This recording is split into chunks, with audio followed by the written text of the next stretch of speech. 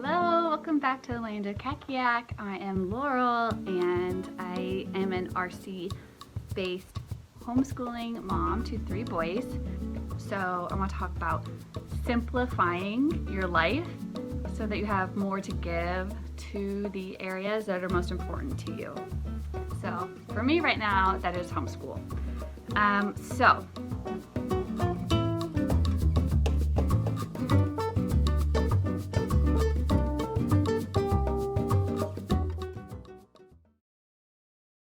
Kind of like a life management issue that helps me to have more energy to focus into my homeschool.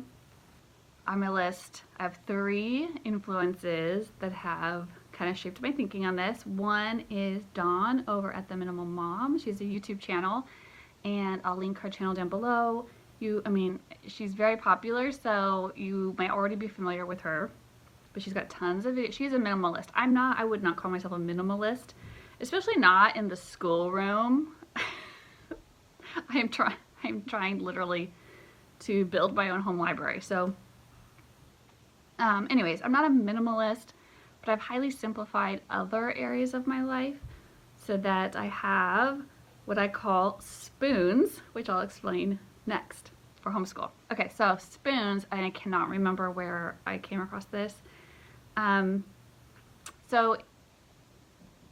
You may have in your life, I do, you may have chronic pain issues, you may have a disability, you may have chronic pain that is debilitating, you may have mental health issues, right? And like I deal with all these things myself. So I've done a lot of over the years trying to address my pain, trying to address my disability. And so years and years ago, I came across something about spoons. I'm so sorry, I cannot cite my source. But the basic idea was when you are living with chronic pain, that you wake up every morning with a certain amount of spoons, and each spoon is equivalent, it's like a unit of energy. You don't really know how many you have to give each day. Like every activity takes a certain amount of spoons, right? You pay for everything that you do, but you don't know how many spoons you have that day until you're out, because it's not the same day to day. So give yourself a break. You only have so many spoons, I think, in general, but people with chronic pain, mental health issues, disabilities, maybe just other really stressful things going on in your life. Maybe you have elderly parents that you have to also pay mind to. Like, these things take your spoons. So be aware of those things and give yourself a break, because you're only human. You can ask God for help, though. I encourage you to pray for help and replenishment from the Lord, okay? And peace.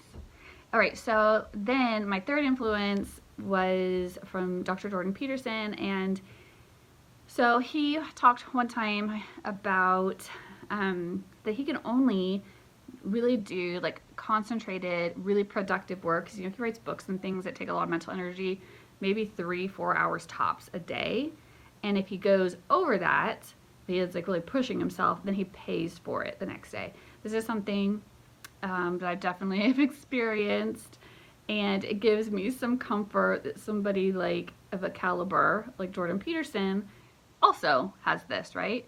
And I wish I would have kind of been like cognizant of this kind of stuff when I was younger, because I just had the bar for myself set way too high. There's so many things I never even attempted because I wasn't going to be able to do them at the level or with the intensity that I wanted. And I remember at one point, this is like a side story, being in college, and I had like really poured myself into my writing intensive course for my degree, and I had done all this like field research, went out, interviewed people in person, drove all over the place. I always was doing this kind of stuff. And like, then when I like peer reviewed other people's papers and saw what they were writing and turning in as their like senior paper,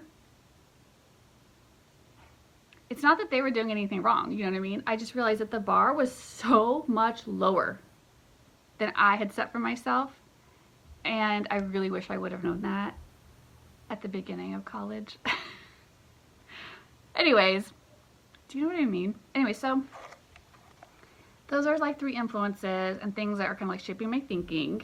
Good things to think about. Give yourself a break. The bar is not always as high as you think it is. And like you only have so many spoons and sometimes you don't know what they're going to be. But if you go over it, you're going to pay. So pay attention, start kind of figuring out what you can actually do. I think setting myself like, oh my God, I'm model myself after JP. I'm not as smart as him. So maybe, but I've got kids to manage at the same time I'm trying to do stuff. So maybe I really only get 2 to 3 like really good hours of really productive like energy out of myself. And then I need to have systems in place to kind of carry me through the rest of the day. Otherwise I will pay for it. Especially being, I turned 40 this year, and like I definitely notice I do not bounce back from illness as fast, from workouts as fast. I can't work out at the same level I used to, right? Or as often. I pay more for lack of sleep, like just longer. Everything takes longer. Things just don't heal. Like you get hurt and like it's now gonna hurt forever. It's gonna hurt for the rest of your life now. Like you're just gonna have to deal with it.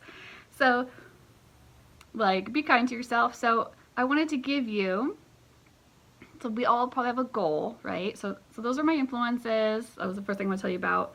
Minimal Mom, Jordan Peterson, only 3 to 4 hours maybe a day of really productive time you can really expend without paying for it, and the spoon theory, right?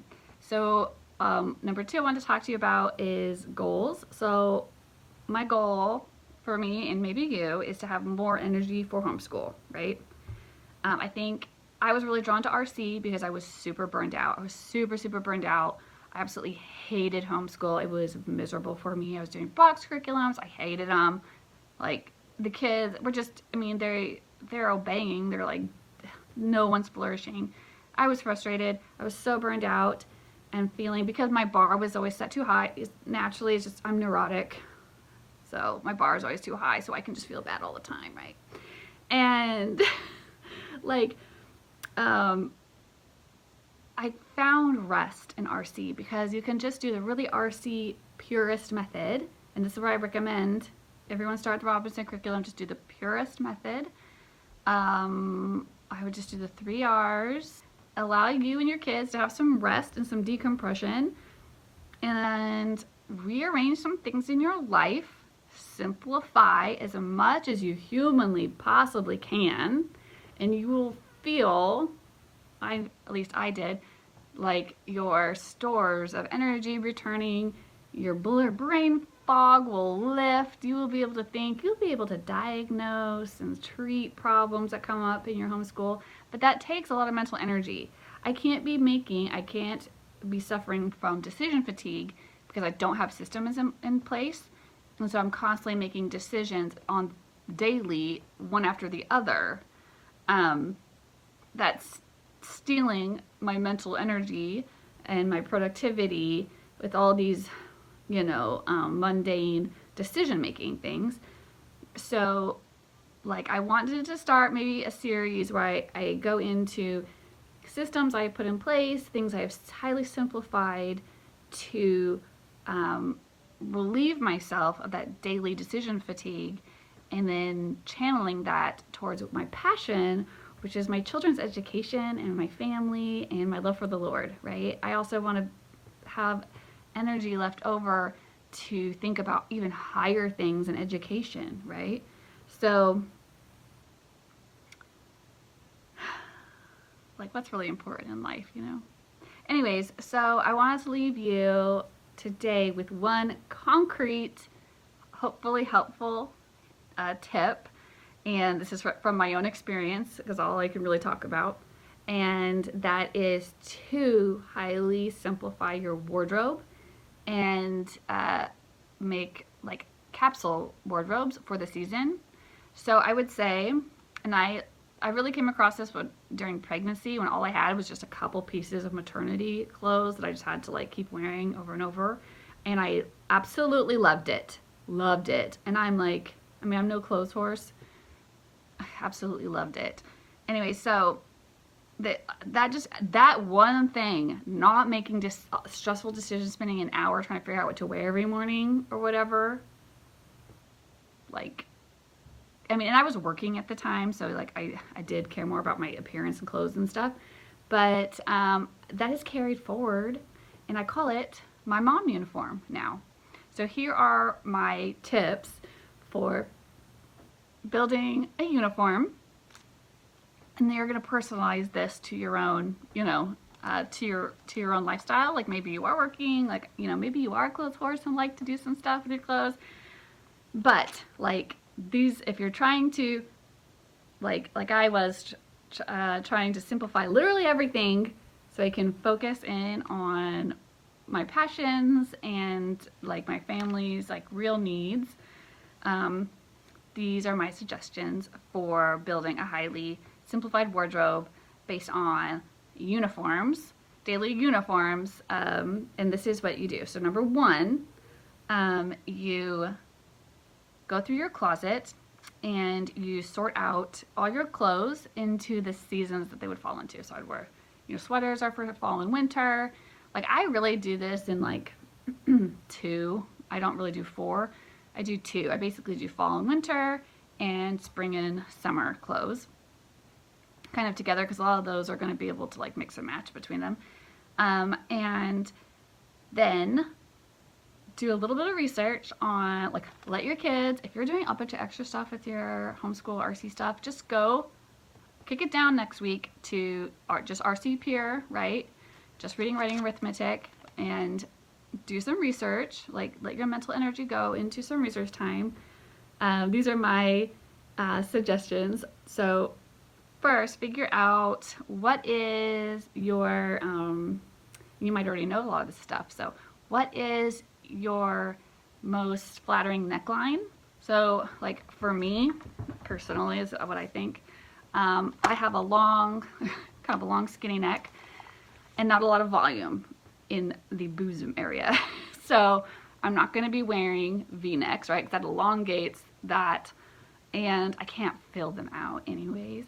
And so I do best with turtlenecks, like rounded high necks, or like at the very lowest, a scoop neck. But I don't even wear those very much because, you know, I like bend over a lot. I'm a mom. Anyways, and then so you fit your neckline, because that's going to apply to long sleeve and short sleeve and tank tops, like with all tops, right?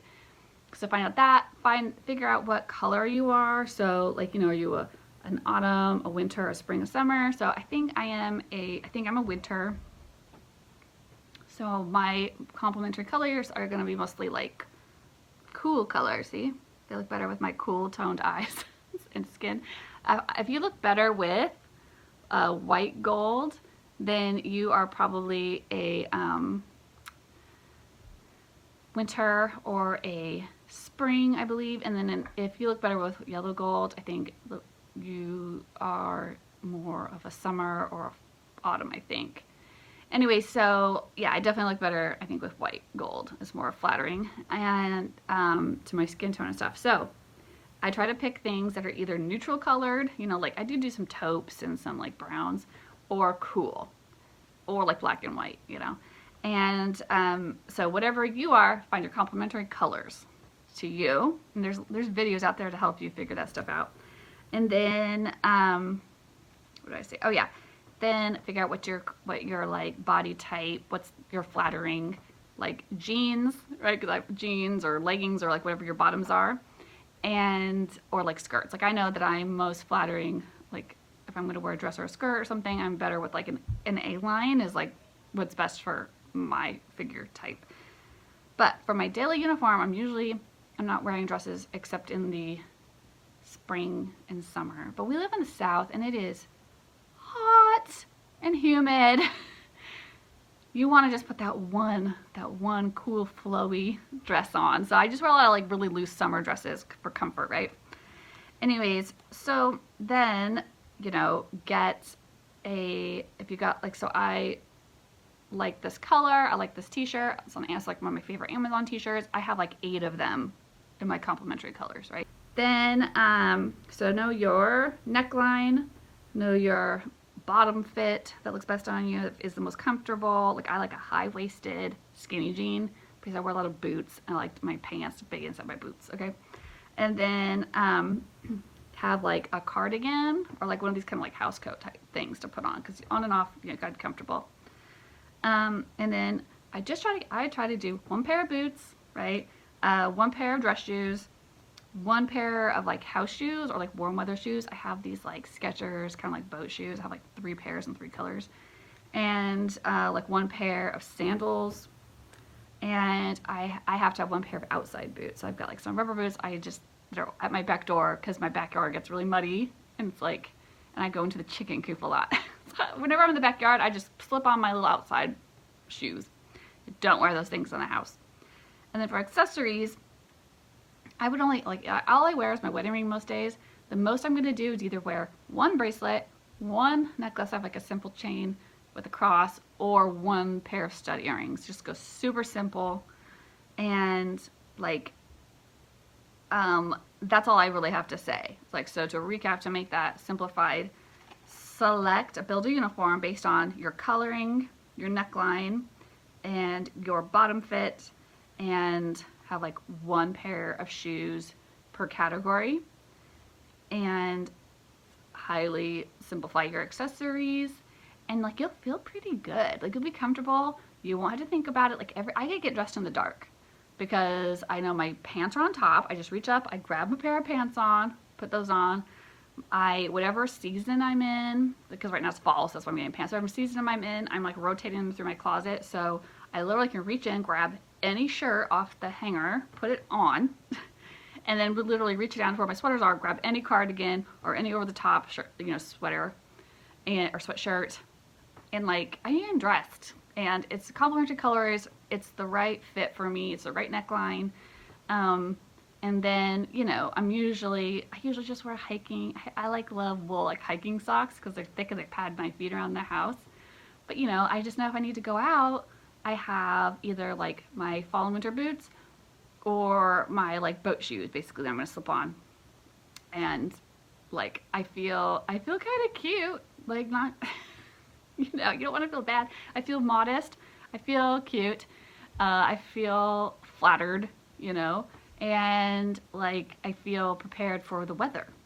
So that is uniform. Work on your uniform this week. Like that's your homework if you want to join me on this simplification journey. All right, tell me how it goes. Maybe I'll share some of my like favorite Amazon like mom uniform finds, things that I have bought in like multiple colors and I just wear like constantly.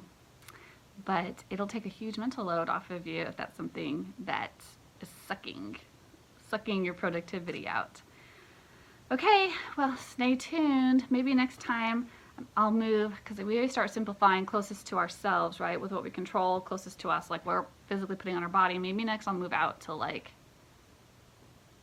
hair and makeup. Obviously, I am no hair guru, but I'll give you my thoughts on it, and if you're interested, then you can check them out.